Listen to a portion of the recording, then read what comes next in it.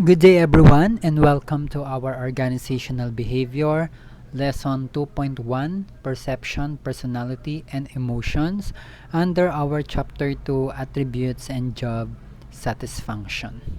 For the introduction, in this chapter cover the three components of the attitudes, which are cognitive, affective, and behavioral. Cognitive is the evaluation, affective is to feeling, and behavioral is to action. It also summarizes the relationship between the attitudes and behavior to better understand how people work in an organization. Lastly, it compares and differentiates major job attributes. Job satisfaction will also be discussed in this chapter. The attitude of the people greatly affect the satisfaction in their jobs. Things that cause job satisfaction are also included in this chapter, and the effects of this satisfaction in their job are also in this chapter. Our behavior is somewhat shaped by our perception, personalities, emotion, and experiences. So we have the following objectives to be followed. So we have the definition of perception, factors influencing perception, perceptual errors, the reason why perception and judgment matter, the definition of personality and how it affects behavior, the definition of emotions.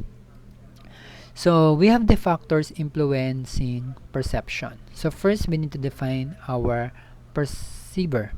So the individual or the perceiver who sees something or the target and the interpret that he sees is its interpretation is influenced by the perceiver's characteristic.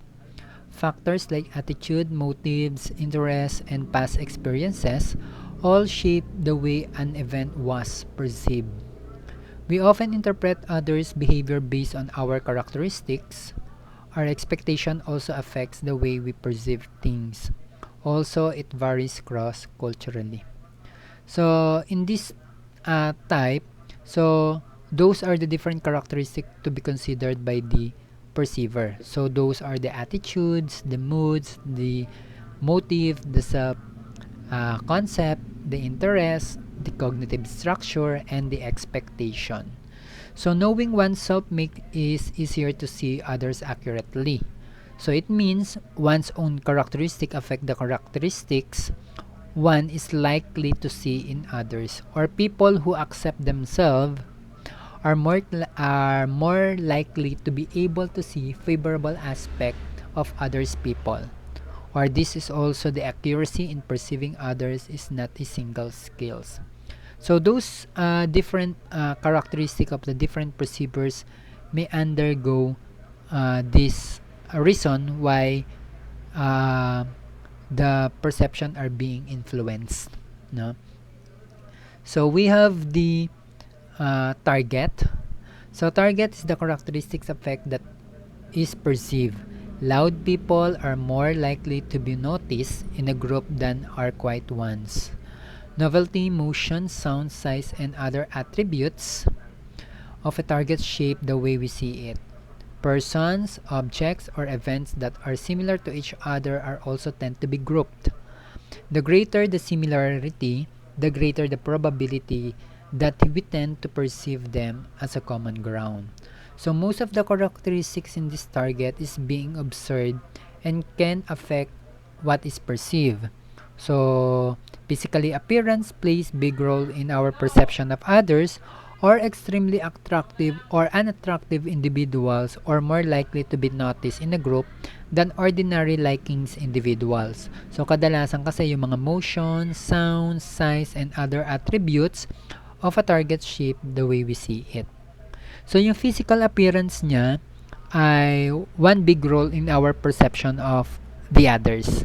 So the perceiver will notice the target's physical feature like yung height, yung weight niya, estimate age, race, or gender.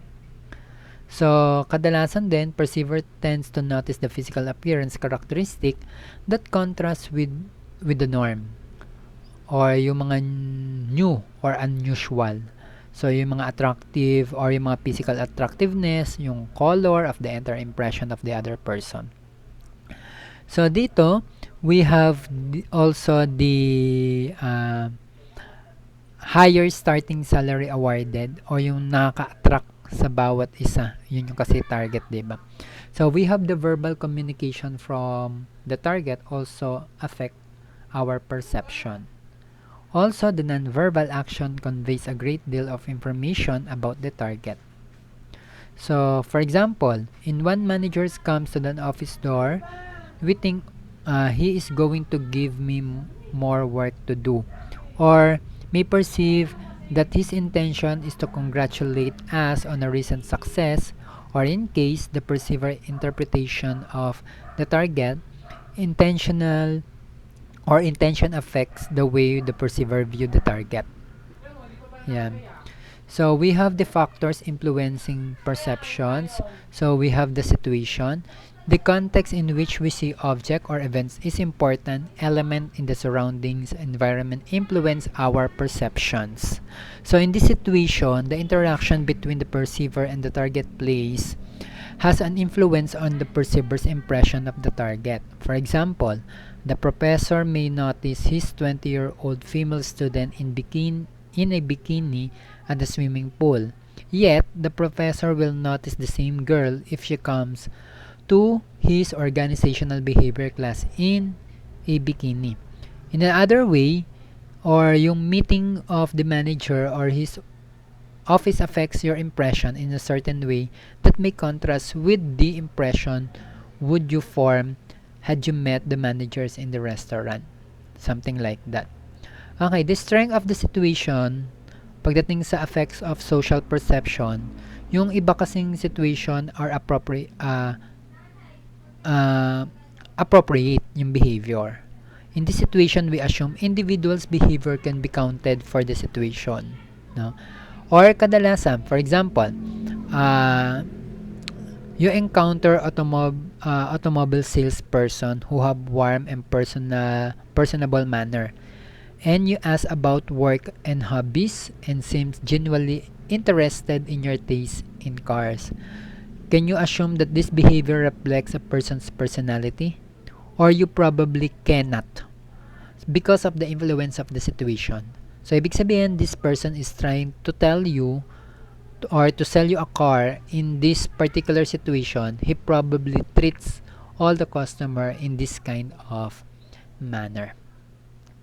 So, based on the factor of influencing perception, so based on this given table, this is the perception. So, ito yung factors of the perceiver, ito yung factors ng target, at the factors of the situation. So, ibig sabihin, we have the given norms for the given target, the novelty, the motion, the same size, background, and proximity. So, dito sa factor of situation, time, work setting, and social setting.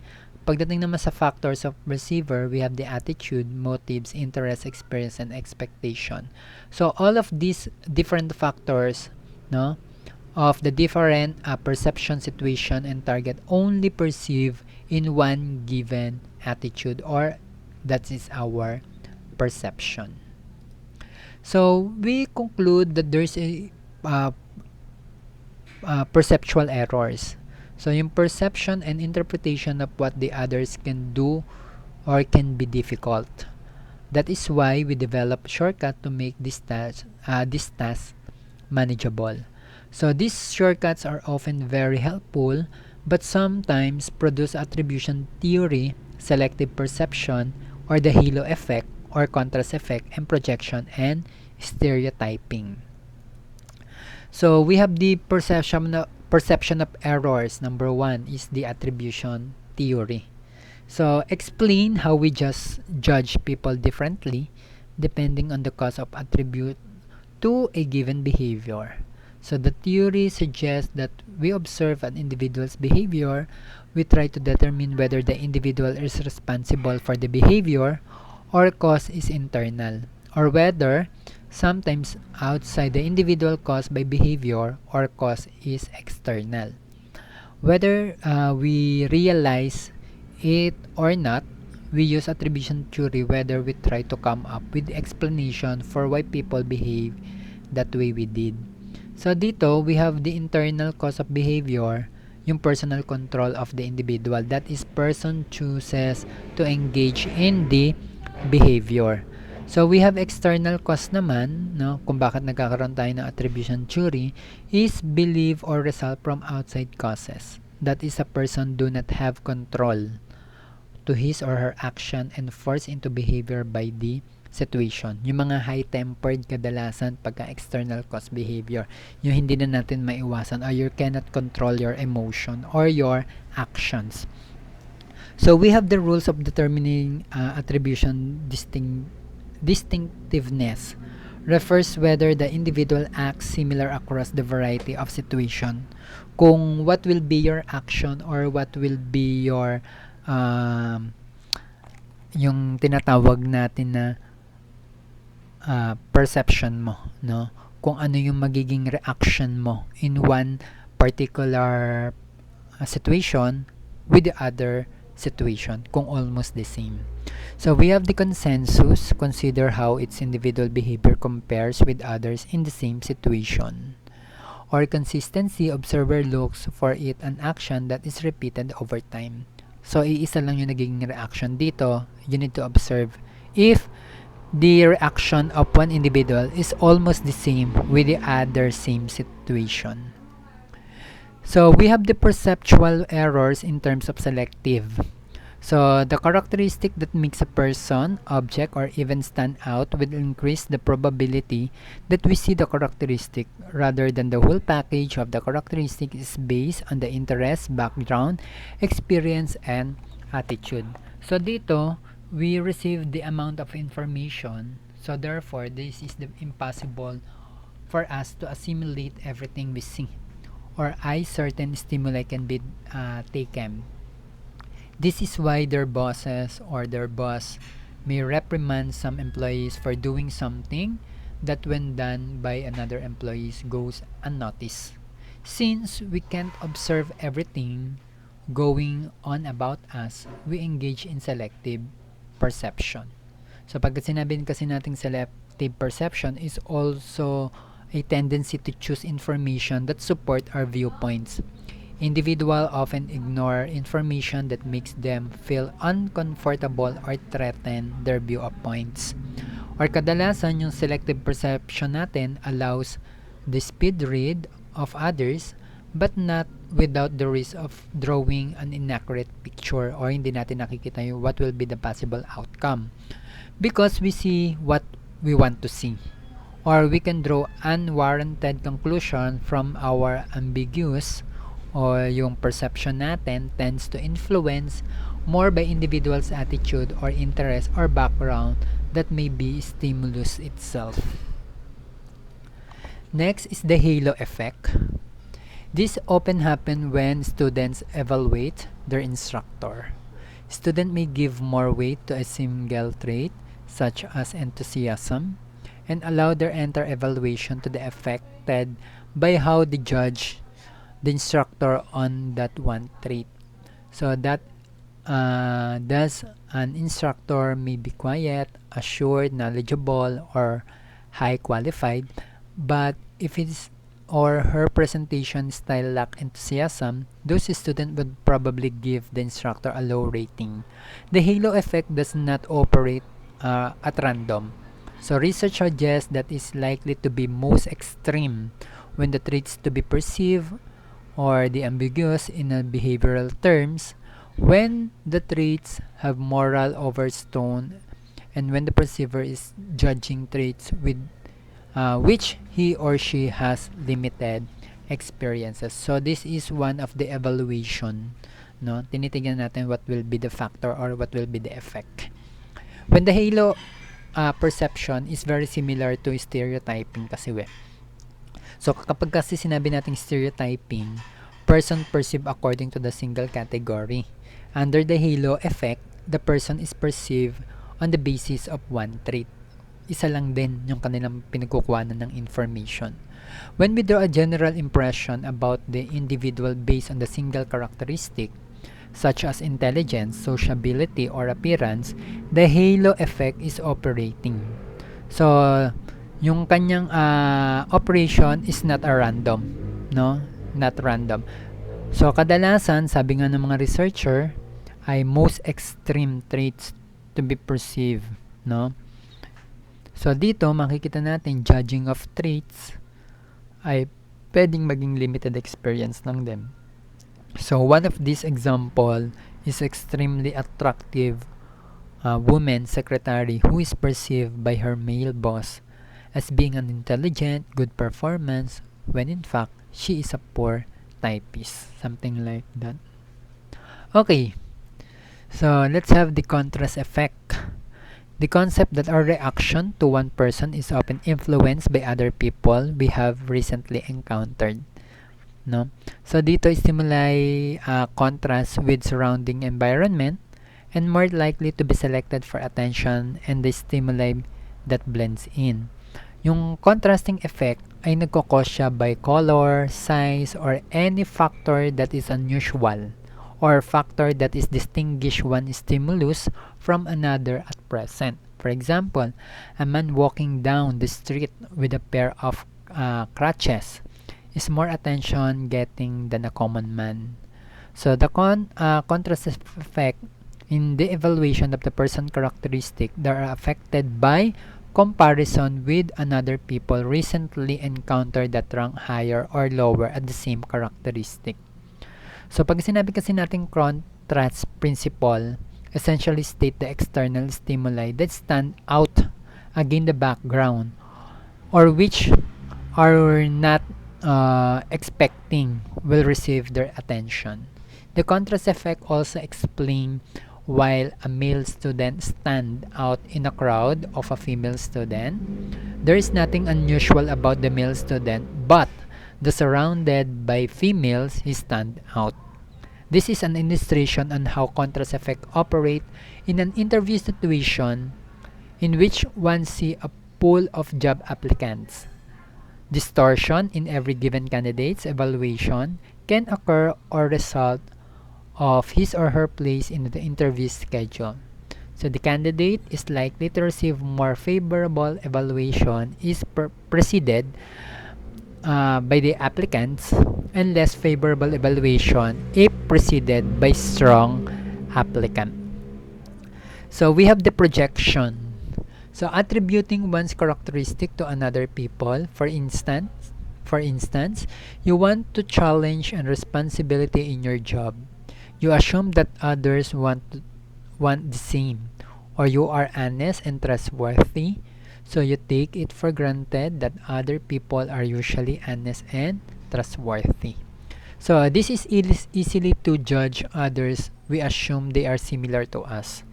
Kumbaga, this is the tendency of the attributes one's own characteristic to another people is called the projection. Kumbaga, nakikita sa'yo, then at the same time, pinaproject din nila kung ano nila nakikita sa iba. So, projection can be distort perception made about the others. So, we are engaged in projection tend to perceive others. So, this is likely according to the persons being observed. Like managers engage, they tend to see people or more homogeneous that they really are. So this hindi sila nagbe-base dun sa evaluation nila kung ano lang yung nakikita nilang perception sa ibang tao. At the same time, ganun na rin yung iba. So we have the stereotyping. So this is used when judge someone based on the perception of the group to which he or she belongs. It differs from the halo effect that the latter is based on the single characteristic of the individual rather than the individual's membership in a particular group. So kadalasan, ang generalization pagdating sa stereotype is all about the group of people. So when we judge someone on the basis of our perception of the group which he or she belongs. So pagka nag-judge ka na isa, automatic buo na sila. We are using the shortcut called stereotyping. No? Stereotype produce information about other people to workable level. So they are efficient for compiling and using information or simplifying complex world to permit to maintain consistency. So pagdating dito, stereotypes are inaccurate kasi yan no? They are eh, nagiging stereotype can be accurate kapag useful perception using the different guidelines. So, ganun siya. So, we have our personality. What is personality? A stable pattern of behavior and consistent internal states that determine how an individual reacts to an interest with others. When psychologists talk of personality, they mean a dynamic concept describing the growth and development of person's whole psychological system, rather than looking as parts of person's personality looks at the whole person. So the word personality may be derived from the Greek word persona, which means to speak through. Or personality is the condition of the characteristic or qualities that forms a person's unique identity. So it signifies the role of the person plays in the public. So we have the personality determinants. So kadalasan ang individual personality was predetermined at birth or the result of the interaction with his or her environment. An addition factor is also recognized, or the situation. So personality is now generally considered to be made up both hereditary and environmental factors, or moderated by situational condition. So pagka sinabi nating hereditary, refers to those factors that were determined at conception. Pagka naman environmental, includes the culture in which we are raised, our early conditioning, the norms among the family, friends, and social groups, and other influences that we experience. So, ibig sabihin, nakuha natin within our environment. Environment can be considered in terms of the socialization, the family, the friends, and so on. Situational condition influences affect by heredity and environment on personality. This is the combination. So, nakuha mo siya in terms of the perception nung kaibigan mo, combine friends and your na-adapt mo. No? So we have the personality traits. So the Myers-Briggs Type Indicator, or MBTI, the most widely used personality framework in essentially 100 question personality tests that ask people how they usually feel or act in a particular situation. So meron tayong extraversion and introversion, no? Pagka sinabing mas extraversion over your intro refers how people focus themselves, no, sa sarili or inside. Pagka naman introversion or outside, no, sensing siya, intuiting, refers to how people gathered information or very systematically or relying on the intuition. Pagka thinking over feeling refer to some people prefer to make decision objectively and impersonally, no, or subjective and interpersonally, or based on the feeling. So mas okay yung decision making nila, thinking before feeling. Yan. So judging over perceiving refers to how people order their daily lives, being decisive and planned, so spontaneously and flexible, no. So we have the big five models. So the most widely accepted models personality, more typically called the big five. It supports the notion of the five basic personality dimension, underline all others, and include the most significant variation in human personality. So extraversion natin, capture the person comfort level with relationship. Agreeableness refers to how readily a person will go along with others, how kumbaga how sure you are, 100% ba or hindi. Next is the consciousness. So we have the measure of person's reliability and emotional stability, tap a person's ability to withstand stress, and openness to experience or addresses a person's range of interest and fascination with novelty. So we have the given table here, the big five personality factors. So if you will see, we can identify the low and the high kung saan ka mataas using different yung criteria natin, yung big five personality factors. Ito yung factors natin. So makikita natin dito kung, for example, the extroversion, ano yung low mo? Reserve ba? Or timid or quiet ka ba? Tahimik ka ba masyado? We have the gregarious or assertive and sociable. So, ibig sabihin, pagka extroversion ka, ibig sabihin, ito yung mga personality na meron ka. Pag, halimbawa, pagdating naman sa emotional stability mo, dito ka, mas mataas yung factor na pwedeng mag-affect pagdating sa emotion mo. So, these are the tables for the big five personality to identify your characteristic in terms of low and in terms of high. So we have the major personality attributing influencing the OB or the organizational behavior. So we have the locus of control, no? So a person perception of the source of his or her fate is termed locus of control. So internals are those who believe that they control their destinies, and externals see their lives are being controlled by outside forces. So ito yung mga greater motivation or believe that their efforts will result in a good performance. Or ito yung mga tipo ng tao na get higher salaries and greater salaries increases. So kadalasan kasi pagka external kasi less satisfied with their job or high absenteeism, no, rates are most work setting, more on work setting siya or less involved in job than the internal. Next is the Machiavellianism. So this is the personality characteristic of Machiavellianism or the Mac on how to gain or use the power.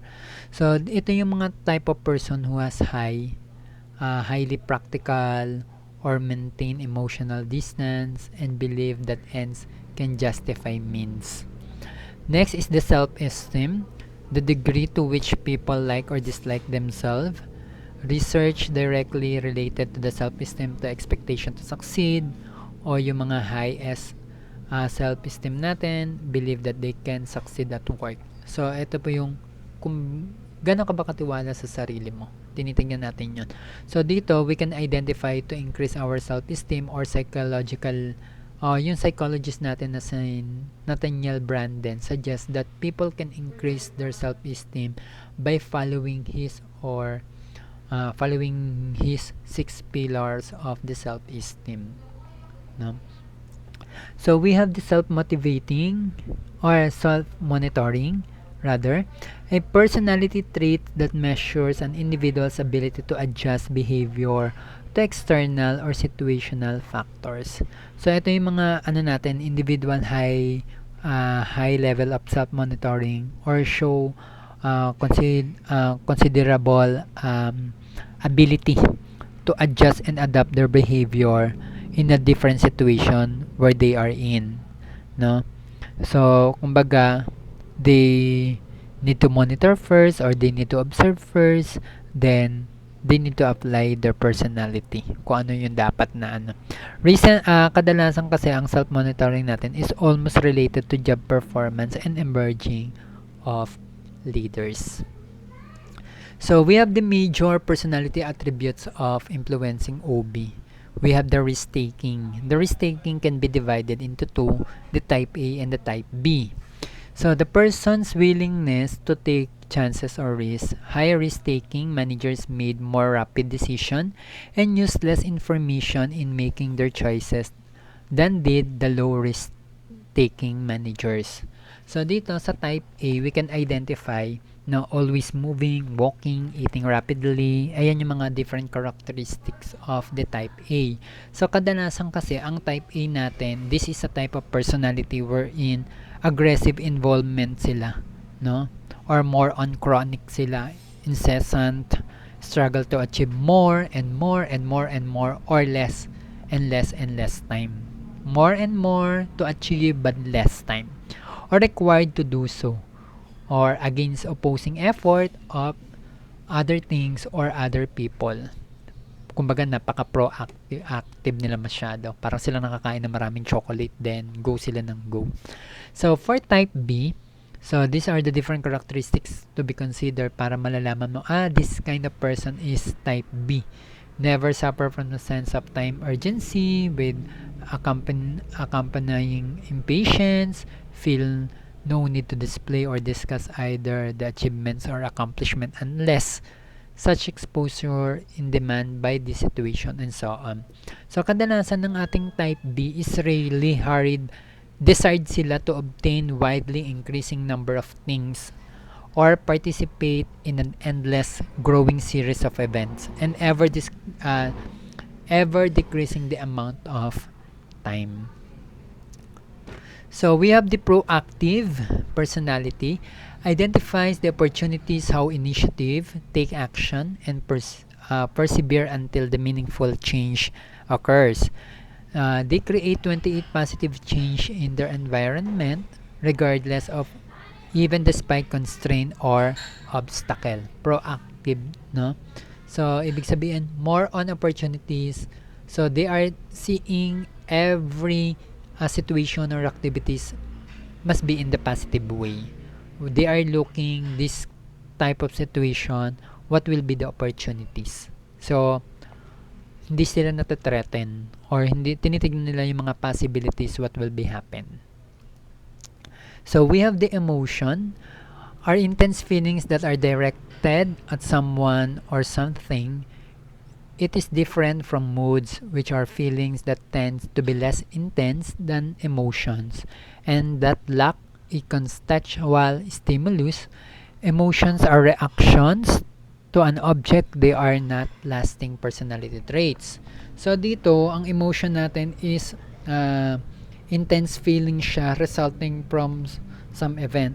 So not everyone reacts at the same situation in the same way. Hindi nagulat ka, siya rin nagulat, hindi ganun. So meron tayong iba't ibang emotion. For example, the manager's way to speak can cause one person feel motivated, another feel too angry, yung iba naman ay feel sad.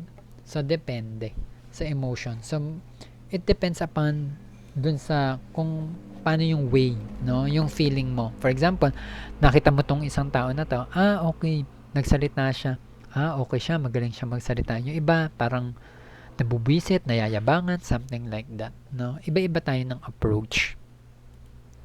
So emotion in terms of EI or emotional intelligence, no? So we have refers to the assorted of no cognitive skills, capability, to competencies that influence a person's ability to succeed in copying with environmental demands and pressure. It has 5 dimensions: the self-awareness, self-management, self-motivation, empathy, and social skills. So kadalasan ng emotion natin, no, in terms of the different dimensions, we can easily identify our emotional intelligence. For example, the self-awareness, being aware ka of what you are feeling, no? Awareness, you are aware of everything, every situation, everything that happens, yan. Pagka naman self-management, you know how to manage your emotion and impulses. For example, may nag-aaway, you need to control yourself, no? Kailangan i-manage mo, ano yung dapat mo. Kumbaga nagkakaroon ka ng way kung paano ka mag-isip ng tama. Kumbaga hindi ka padalos-dalos. The self-motivation is the ability to persist in the face to setbacks and failures. So you need to motivate. For example, you feel rejected. So kailangan nag-isip ka ng other way on how to motivate, or kailangan sa susunod na dapat mong gawin, eto dapat. So we have the empathy, the ability to sense how others are feeling. No, for example, malungkot siya, dinamaya mo, pati ako malungkot, something like that. No? So we have the social skills, the ability to handle the emotions of others. So dito, 'di ba kadalasan dito yung mga social skills natin, especially the nurses, no? So the ability to handle their emotions of others. So they can, for example, sinabi nila sa hospital, merong isang family na nalulungkot, tapos what will be the possible na pwedeng mangyari doon sa patient, then iyak sila ng iyak, then you need to control your feelings. At the same time, yung social, kaya mong ilagay yung sitwasyon mo sa sitwasyon nila. Something like that. So we have the the negative workplace emotion. Can lead to several deviant workplace behavior. Employee deviance is a voluntary action that violates established norms and threatens the organization, its member, or both. Many of this behavior can be traced to negative emotions.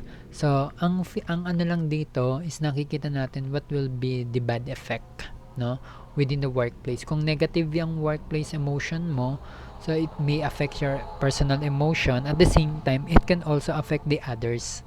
So, ibig sabihin, it may be threatened or nagkakaroon siya ng bad impact pagdating sa mga co-employees mo kung ikaw ay negative workplace. For example, masyado kang nagpapanik pagka may mga ganito, something like that, then the others may also affected. So, ibig sabihin, with the entire organization, the organization may be also affected. So, that's the end of our lesson 2.1 for the organizational behavior. Thank you and have a nice day.